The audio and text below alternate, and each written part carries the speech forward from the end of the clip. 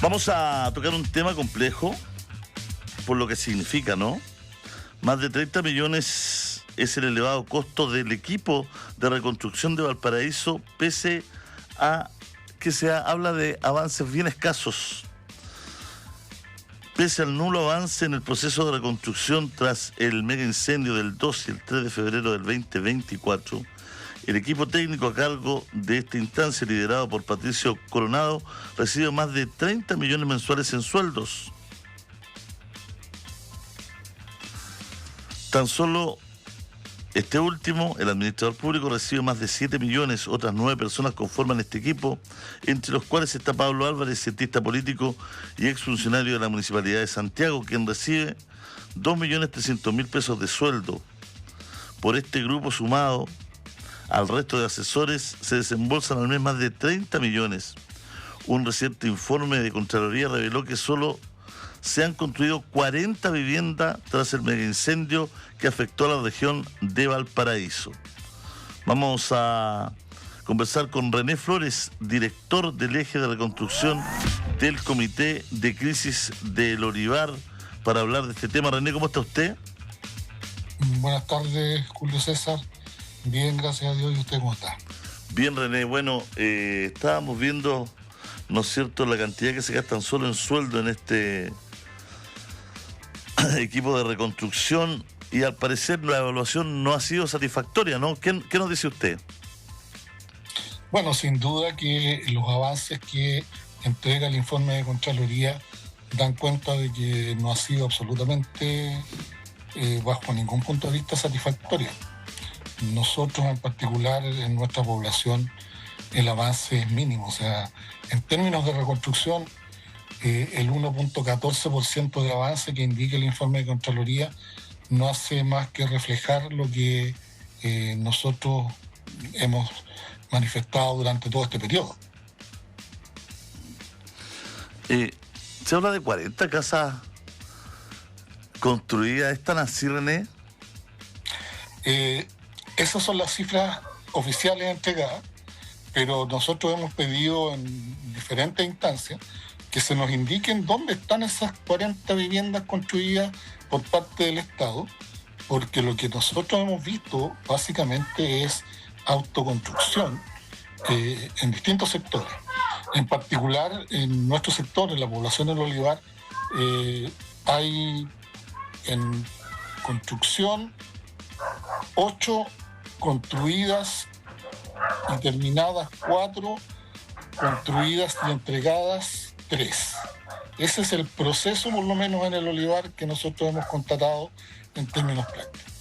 Y el resto está en proceso de inicio, o mejor dicho, en un stand de espera, porque durante el mes de febrero y marzo se hizo la nominación de subsidios habitacionales, pero en particular lo que dicen las cifras no lo podemos corroborar porque no vemos dónde están las viviendas, excepto las que nosotros conocemos que han sido entregadas por instituciones privadas, y por otro lado las que hemos visto por autoconstrucción en distintos sectores.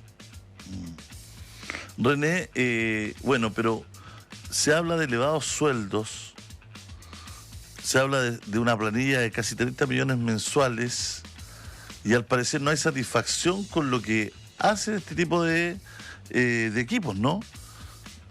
Esa es la crítica, ¿no? La crítica es decir, oye, hay una planilla altísima, hay gente que supone que está trabajando en esto, pero no hay resultado. Es que acá es un poco más complejo, Julio César, por lo siguiente, porque ese es el equipo que está relacionado exclusivamente con la gerencia de reconstrucción.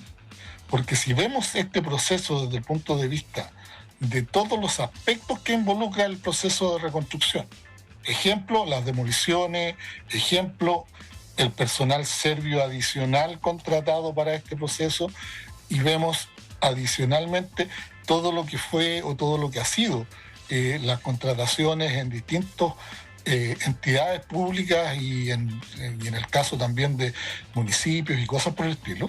El monto y la cantidad de personal es mucho mayor.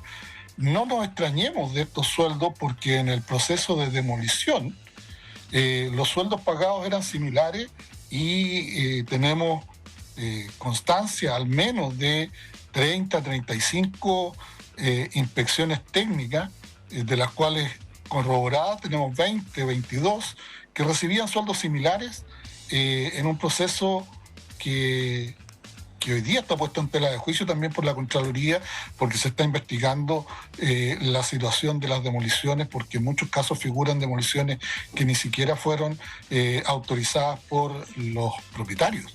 Entonces, todo esto es una parte, lo que hace del equipo de la gerencia de reconstrucción, que ahí, por lo que nosotros nos hemos enterado por transparencia, se indicó esta cantidad de funcionarios, los cuales tengo entendido que hoy día el gerente de reconstrucción lo ha desmentido y dice que son 5 solamente, pero aun cuando fuera así, la gestión no se ve en el avance que debiera tener a estas alturas del proceso.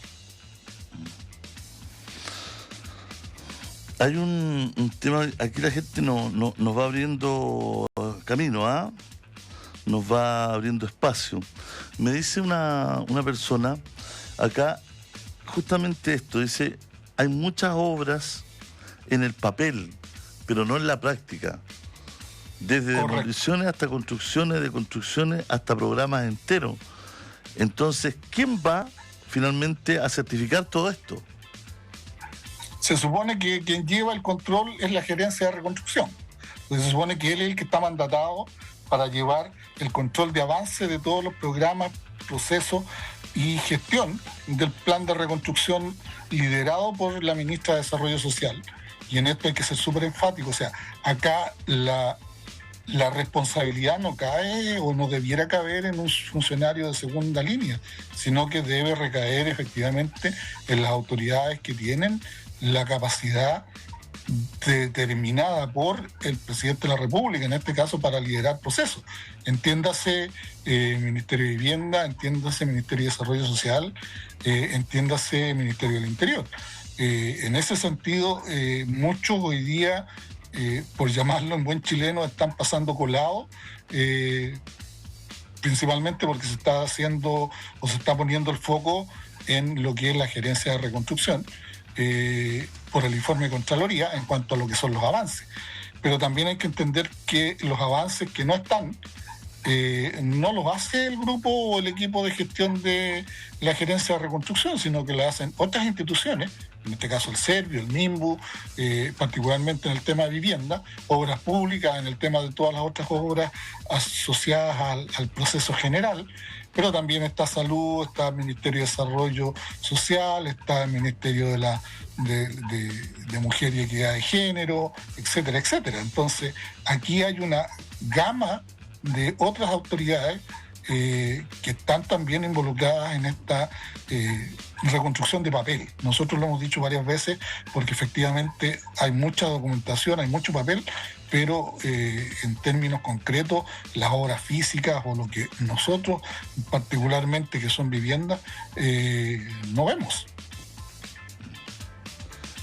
¿Por qué? El ejemplo más claro, ustedes están mostrando la imagen de los departamentos, los terceros pisos de los departamentos quemados, ¿ya?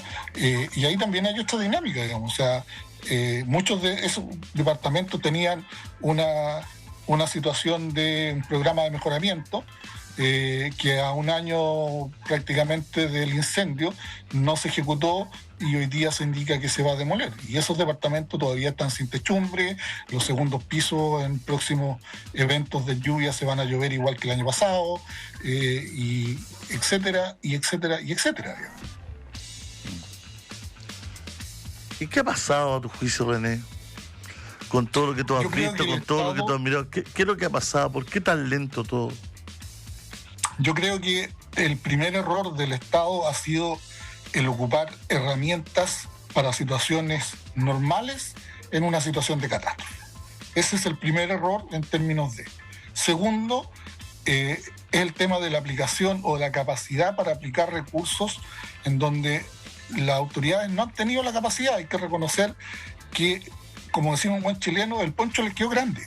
Y cuando digo les quedó grande, porque esta tragedia, si bien es cierto, es de una magnitud no vista antes a nivel digamos, de población, por la cantidad de personas damnificadas, por la cantidad de viviendas dañadas, pero la reacción del Estado ha sido lenta, nula, descoordinada. Un ejemplo clarísimo es el hecho de que las cifras entregadas, si uno revisa hacia atrás, todas las cifras entregadas por las distintas autoridades, ninguna de ellas tiene una correlación directa ni tiene una hilación que mantenga en el tiempo las cifras indicadas, porque todas las cifras son distintas cada vez que alguien o alguna autoridad entrega una información adicional. Cuando se habla, por ejemplo, se habló una semana antes del incendio del 26% de avance, este informe de Contraloría indica claramente que eso no es así. Y las cifras son lapidarias, o sea, el 1,14% de reconstrucción indica que en un año, 3 meses, el Estado prácticamente no ha hecho nada en términos de reconstrucción de viviendas. Sí, claro. Sí, claro. O sea, se armó un aparataje, hay personal, hay técnicos, hay asesores, pero no hay gestión. Exacto. El ejemplo más claro nosotros lo tenemos acá en el Olivar. En abril yo recibí personalmente a lo que se llamó las duplas técnicos sociales del Servio. Los recibimos en el territorio, les mostramos el territorio, actuaron aquí y trabajaron hasta el mes de julio. Esas duplas recabando información,